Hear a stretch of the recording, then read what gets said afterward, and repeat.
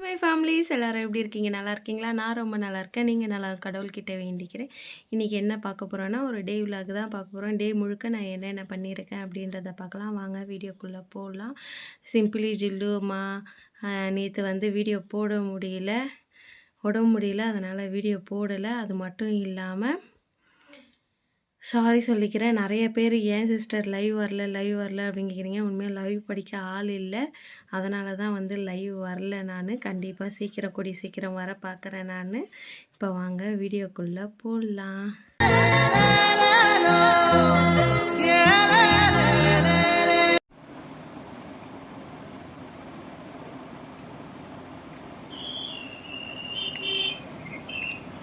ஆனால் தொண்டை அடிக்கிற மாதிரி இருக்குது. ஒரு நெல்லிக்காய் போட்டேன். அதுக்கப்புறம் வந்து பார்த்திங்கன்னா ஜீரகம், கருவேப்பிலை, இஞ்சி கருவேப்பிலை, பச்சை மிளகா, உப்பு, அவ்வளோதான். கடன்னு கண்ணை மூடிக்கின்னு அதை குடிச்சிடணும். அப்படி இல்லைன்னு வச்சுக்கோங்க குடிக்க பிடிக்காது. ஒரு நாளைக்கு இது, ஒரு நாளைக்கு வெள்ளை பூசணி, அப்படியே ரொட்டேட்டில் மாறி ஏதாவது ஒன்று இந்த அளவு கிளாஸை ஃபுல்லாக கல்பாச்சிட வேண்டியதுதான். இல்லைன்னா தொண்டை கவ்வுதுங்க, தொண்டை அடைக்கிற மாதிரி இருக்குதுங்க. அதனால தான் இப்போ நான் நின்றுக்கினேன் அப்படியே நடந்து. ஆக்சுவலி இதை உட்காந்து தான் நம்ம குடிக்கணும். நடந்துக்கிட்டோ நின்றுக்கிட்டோ குடிக்கக்கூடாது. உட்காந்து குடித்தாதான் அது நமக்கு இதுவாகும். நம்ம நின்றுக்கிட்டு குடிச்சோன்னு வச்சுக்கேன் கடன்னு நமக்கு வந்து அது என்ன ஆகும்னா நம்ம யூரின் பையில் போய் இறங்கிடும். அதனால் வந்து தண்ணி ஆகட்டும் இல்லை இந்த மாதிரி லிக்விட் ஐட்டம் எது நம்ம குடித்தாலும் உட்காந்து தான் குடிக்கணும். ஆனால் எனக்கு அப்படியே அடைக்கிற மாதிரி இருக்குது. அதனால தான் வந்து நான் என்ன பண்ணிட்டேன்னா அப்படியே கொஞ்சம் நடந்துக்கிட்டே கொஞ்சம் கண்ணு குடிச்சிடலாம் அப்படின்னு சொல்லிட்டு இவ்வளோ குடிச்சிட்டேன். இன்னும் கொஞ்சம் இருக்குது. என்ன ஒன்றுனா பச்சை மிளகாய் கொஞ்சம் அதிகமாக போட்டேன். அதான் இதில் கொஞ்சம் காரம் தூக்கலாக இருக்குது. இஞ்சியும் போட்டேன்னா பச்சை மிளகாவும் கொஞ்சம் அதிகம் போட்டேன். இதுக்கே காட்டுறேன் பாருங்களேன். இந்த பச்சை மிளகாவில் ஒரு கட் பண்ணி ஒரு 3 துண்டு போட்டேன். சின்னதாக 3 துண்டு போட்டேன். அதுக்கே இவ்வளோ காரம் காருது. இதுக்கு மேலே என்ன பண்ணணும், கம்மியாக தான் போடணும். சரி, ஓகே குடிச்சு முடிச்சிடுறேன். பாய். சரிங்களா? ராஜ்மா, அதுக்கப்புறம் பச்சை பயிறு, அதுக்கப்புறம் பெரிய சுண்டல், வெள்ளை சுண்டல். இதுதான் காலையில் டிஃபன். பொட்டு கூட வைக்கலாங்க. பசிக்குதுன்னு சொல்லிட்டு உட்காந்து இதை சாப்பிட்றதுக்கு. மதியம் என்ன லஞ்சுன்றதை பார்க்கலாம். வச்சேங்க பாவக்காய் குழம்பு.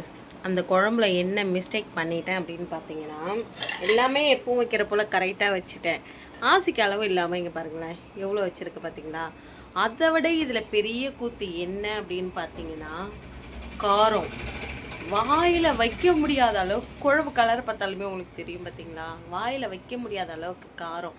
இதுக்கு இப்போ நான் வந்து ஏன்னா டேஸ்ட்டு நல்லாயிருக்கும் உண்மையாக. அதனால் இதை தூக்கி போடவும் மனசு வரல. இன்னும் ஒரு 2-3 நாளைக்கு என் வீட்டில் பாவக்காய் குழம்பு மட்டும்தான்.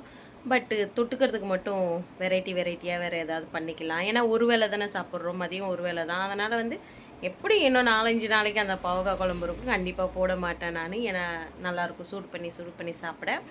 மதியம் ஒரு வேளை நான் அரி மட்டும்ன்றதுனால ஓகேவாயிடும். இப்போ அந்த காரத்தை குறைக்க என்ன பண்ணலாம் அப்படின்னு நான் யோசிச்சிருக்கேன்னா, நிறையா யூடியூப்பில் சர்ச் பண்ணதில் என்ன சொல்லியிருக்காங்க அப்படின்னு பார்த்தீங்கன்னா, தேங்காய் அரைச்சி ஊற்றலாம் அப்படின்னு இருக்காங்க. இப்போ அதனால் அதுக்கு வந்து தேங்காய் தான் அரைச்சி ஊற்ற போகிறேன் நான். தேங்காய் அரைச்சி ஊற்றிட்டு சாதம் வடிச்சிட்டு இந்த காரக்குழம்புக்கு வந்து ஒன்று முட்டை ஆம்லேட் போட்டால் நல்லாயிருக்கும். அப்படி இல்லைன்னா வேறு ஏதாவது செய்யலாம்.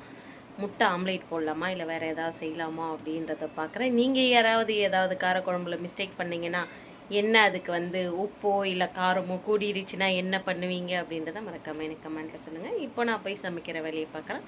சமைச்சு முடிச்சுட்டு உங்களுக்கு கிட்ட காட்டுறேன்.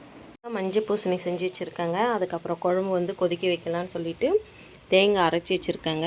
குழம்பு வந்து நல்லா கொதிக்கிட்டோம். கொதிச்சதுக்கப்புறம் வந்து நம்ம தேங்காய் ஊற்றிக்கலாம். ஏன்னா காரமாக இருக்குல்ல, அதனால் வந்து தேங்காய் அரைச்சி ஊற்றினா காரம் கொஞ்சம் கம்மியாகிடும்னு அரைச்சி வச்சுருக்கேன் பாருங்கள். ஓகேங்களா? இதை ஊற்றுனதுக்கப்புறம் குழம்பு எப்படி இருக்குன்னு பார்க்கலாம்.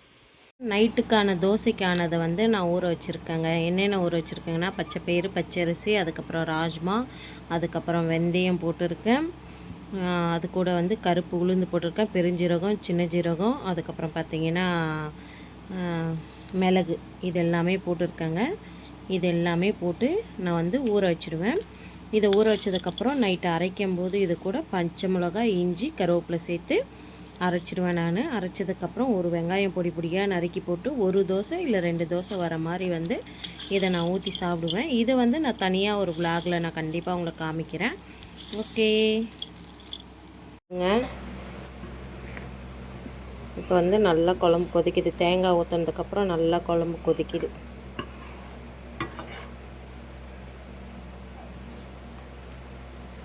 கொஞ்சம் நல்லா சுண்டிட்டோம்.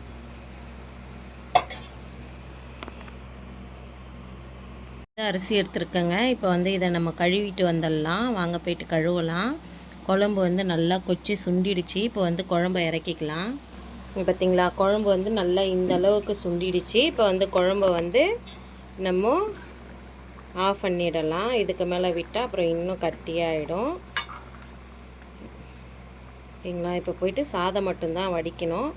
அரிய குளிப்பாட்டணும். சார் வந்து என்ன பண்ணுறாருன்னு பார்க்கலாமா? சார் கொஞ்சம் கோவமாக இருக்கார், எதனாலன்னு தெரியல. இப்போ வாங்க போயிட்டு அரிசி கழுவிட்டு வந்துடலாம். எவ்வளோ பலூன் பார்த்தீங்களா? எங்கேருந்து எடுத்துகிட்டு வந்தாங்கன்னு தெரியல. லைப்ரரியில் இருந்து எடுத்துகிட்டு வந்தாங்க. சரியாக வாயில் வரல, யாரோ தப்பாக நினச்சிக்காதீங்க சரிங்களா? அங்கே அதில் கட்டியிருந்தாங்கல்ல விநாயகர் சதுர்த்திக்கு, அதுதான் இது. அரிக்கி வந்து கொஞ்சம் எடுத்து கொடுத்து வச்சுருக்காங்க விளையாடுறதுக்காக.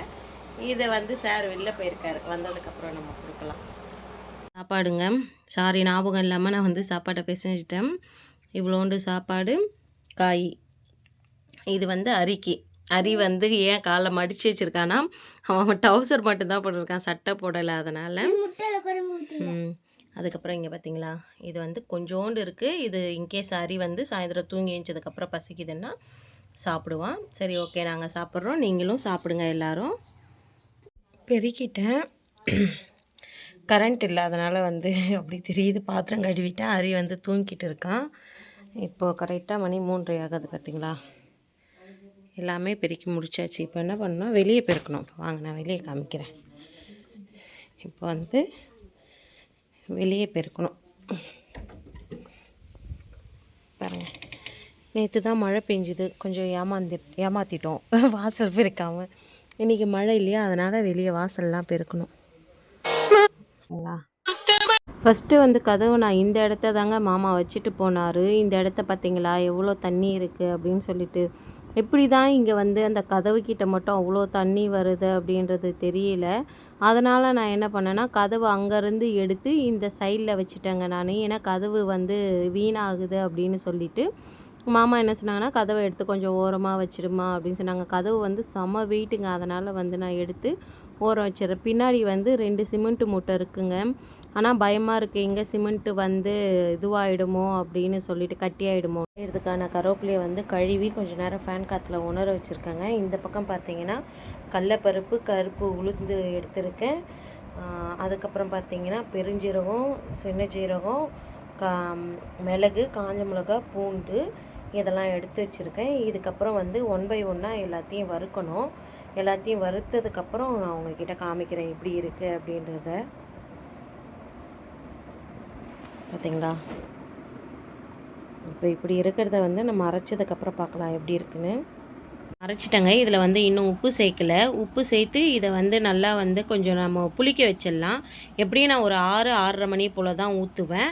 அதனால் வந்து அப்போது வந்து எனக்கு ஊற்றுறது கரெக்டாக இருக்கும். இப்போ மணி பார்த்திங்கன்னா கரெக்டாக 5:30 மணிக்கெலாம் நான் இதை அரைச்சி வச்சுட்டேன். இதில் கொஞ்சம் உப்பு போட்டு கலந்து வச்சுட்டோன்னா உண்மையாக நல்லாயிருக்கும். வாசனையே சூப்பராக இருக்குது. இப்போ வந்து இந்த சைடில் கருவேப்பிலை பொடி ரெடி பண்ணி வச்சுருக்கேன் பாருங்கள். உண்மையாக சொல்கிறேன், என்னுடைய 2 மிக்ஸி ஜாருமே இதுலேயும் சரி சரியாக அரைப்படவே இல்லை. என்ன ரீசன் தெரியல. இந்த அளவுக்கு தான் எனக்கு அதுவும் திப்பியாக இருக்குது. ஆனாலும் நல்லா இருக்குது. இன்னும் கொஞ்சம் நல்லா மசிஞ்சு இருந்தால் கொஞ்சம் நல்லா இருந்திருக்கும் அப்படின்னு தோணுது. சரி பார்க்கலாம், ட்ரை பண்ணி பார்க்கலாம். இன்னொரு வாட்டி மிக்ஸி ரொம்ப சூடாகிடுச்சு, அதனால் வந்து இன்னும் கொஞ்சம் நேரம் கழித்து போட்டு பார்க்கலாம் அப்படின்னு சொல்லி இதை எடுத்து வச்சுருக்கேன்.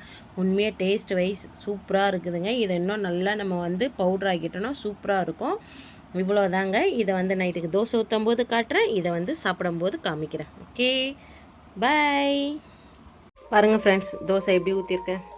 உண்மையாக சொல்கிறேன், சூப்பர். இங்கே பாருங்கள், நான் அந்த கருவேப்பிலை பொடியை வந்து திரும்பவும் நான் வந்து அரைச்சிட்டேன் பார்த்தீங்களா. அது வந்து என்ன ஒரு மிஸ்டேக்னா, கருவேப்பிலை வந்து நான் கழுவி கொஞ்சம் ஈரமாகவே இருந்ததுங்களா, அதனால தான் அது கொஞ்சம் மிஸ்டேக் ஆகிடுச்சு. அதுக்கப்புறம் காலையில் அதை நல்லா நைட்டு உணர விட்டு காலையில் எழுந்திரிச்சு நான் திரும்ப அதை வானலில் போட்டு வறுத்து எடுத்து பவுட்ரு பண்ணேன். உண்மையாக நல்லாவே பவுட்ரு ஆகிடுச்சு. காரம், உப்பு இதுக்கு தேவையானது எல்லாமே கரெக்டாக இருக்குது. இதை நான் எப்படி யூஸ் பண்ணுறேன் அப்படின்றதையும் உங்கள்கிட்ட நான் காமிக்கிறேன்.